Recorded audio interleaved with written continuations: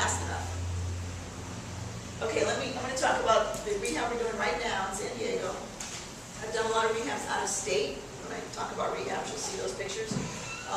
This one was found through a referral. I always tell people, I'm looking for houses to buy. This was in like a book group. We were reading a book together. And I also have a separate business card, not the one in the back that's all energy-wise properties and all fancy. It just says, are you behind on payments? Do you need to sell your house? It's a totally separate card. So I've given that card out.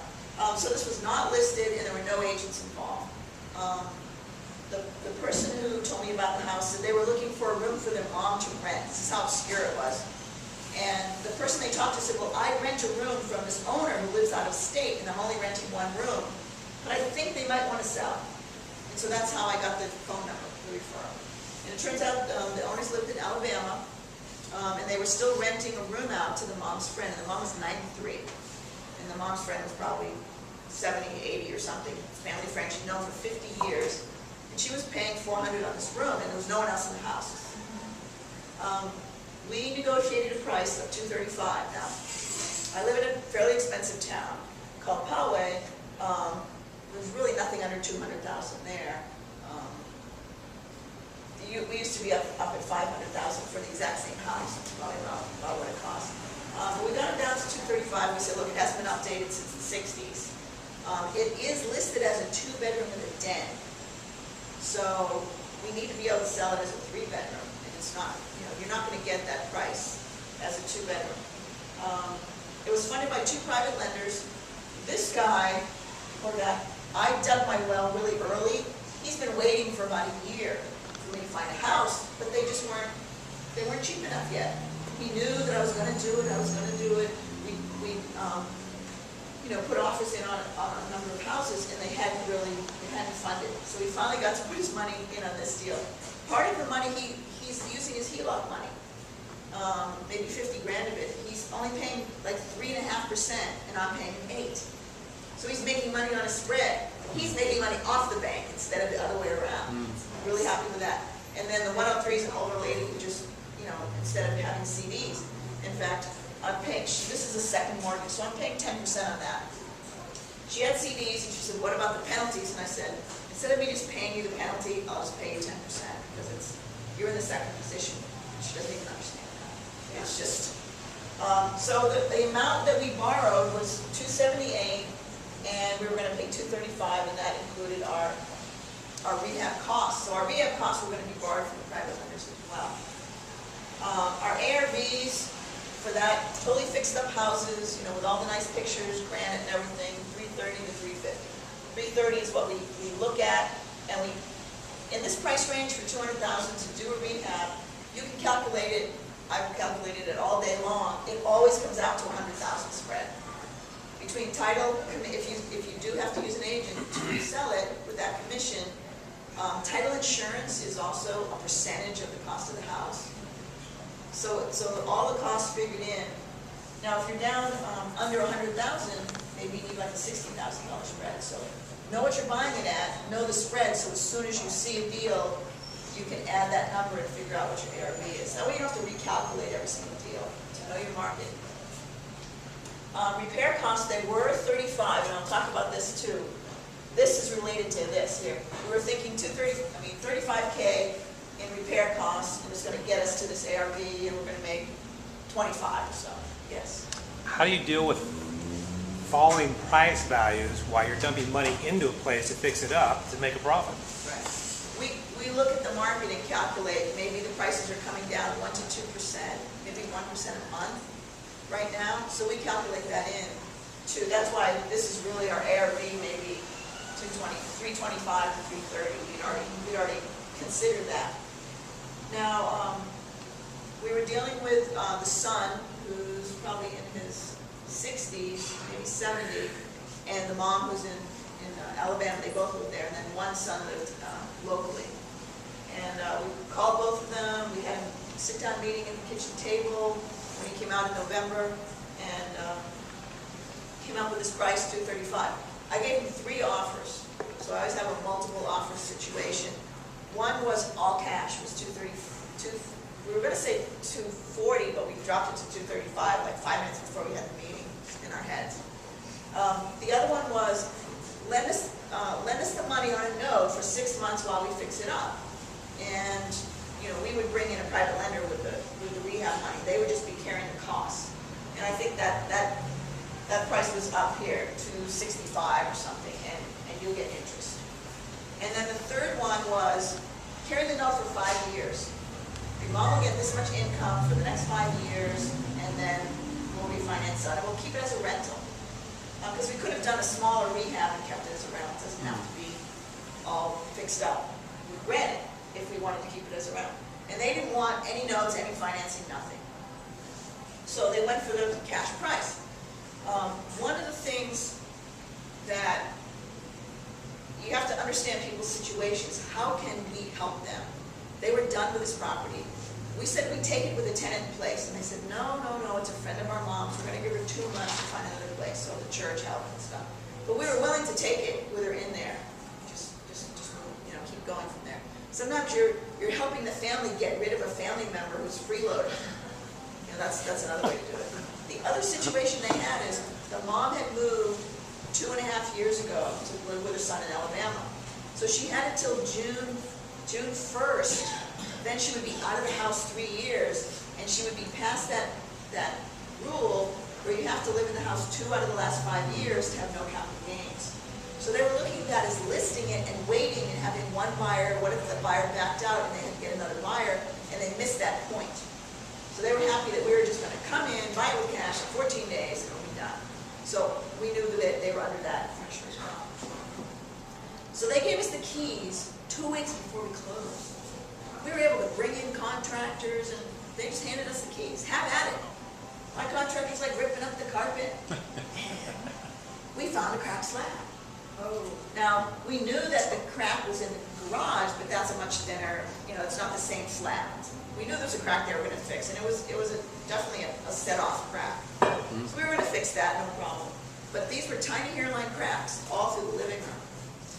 And so we had estimates from like 40,000, which included putting new footings under the whole slab and running French drains in the back and putting on gutters. There were no gutters on the house because it's California.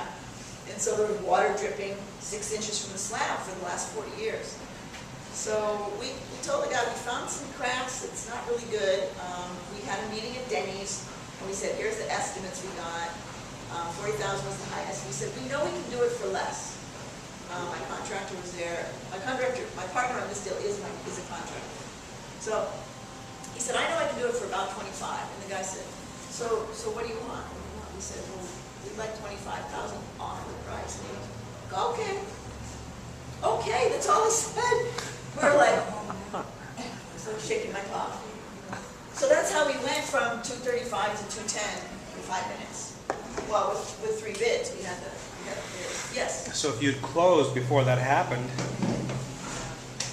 another lesson. Right. I mean, you do have to do your inspections, and so we told them we were going to pull back the carpet. They, you know, the carpet's old. They didn't want the house anyway. So it was permissible for us to do that. You have to do that. I'm going to talk a little later. I'll tell you a little story about contractors versus inspectors. But so once we got this discount, we decided to up our repairs and do more. In other words, there were sidewalks around there that had cracks, and we were just going to take out the sections that had cracks. And this time we just decided, well, we'll just take out all the sidewalks and the patio slab in the back and just re-pour the concrete. So there were things we changed that we weren't going to do. We made the master shower bigger. We took a closet out. It was in the hallway, so that the master shower would be big instead of just really just a square. So we're adding more to the repair cost because now we figure we can go up to a higher ARV, so what we're going to add to it. So that was the, well, I'm going to play this movie, and it should play directly from, that's a picture of the house up in the right-hand corner, and here's a walkthrough. Hi, Jets Bell Enterprise Properties. Individual owner, and we're going to be in class here, teaching you how to do your own.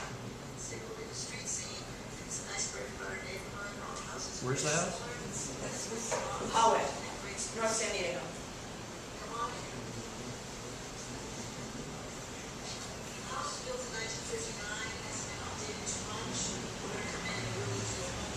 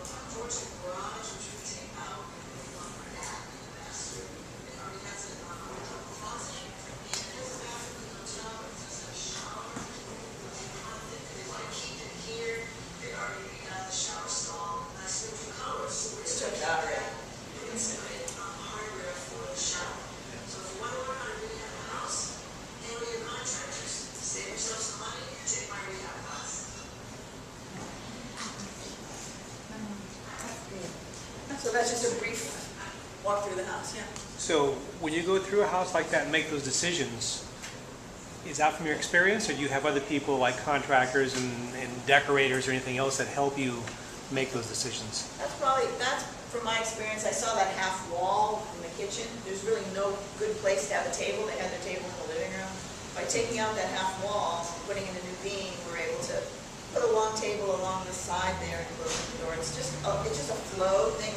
Now, my partner on this deal, I have to say, is 26. He's a contractor. He has no clue about colors. So his friends, his parents' friends, are interior decorators. He brings in this gal who tells him what paint color to use and that sort of thing. But everyone has a certain expertise. Now, the other guy who works with him loves to cook a lot. So he and I go in the kitchen and say, we need a plug here, we need a plug here, we need all these things in the kitchen because that guy cooks. Whereas the other contractor says, no, I just do noodles. So really based on your own experience of living in a house, I mean, I've probably lived, rented 10 different properties in my life. So lived, rented, and owned them. So I know what you need. So that's just experience. But yeah, grab someone who's lived in a bunch of different places and they'll know what they don't like and what they do like. So this house is only 1,100 square feet. So we really had to open up and give it more space. There's a coat closet when you first walk in, and we knocked out the coat closet. It's going to make the kitchen to the left of the stove, so now there's a space on either side of the stove. So anyone who cooks knows, wow, you need counter space on both sides of the stove. So we're going to just do that, and we took out that little wall that goes into the living room. It didn't really serve any purpose. Things like that, like closing the door. Yes. At what point do you do your prelims in any of your deals? Does it vary? How do you go about doing that? Preliminary title report? We'll just call the escrow company and ask them to run the prelim for us. This was like the simplest title I've ever seen because she paid off a loan, 20 years ago. And I was worried, like, what if they refinanced it through the roof, but there was nothing on there. But is that one of the first things you do? I don't do it till the deal's under contract. There's not really any need to. I mean, I'm going to believe what they're telling me at first. This thing's only 3 miles from my house, so I kind of know the neighborhood, and I saw both brothers, and we met, and it just seemed like a straight deal to me.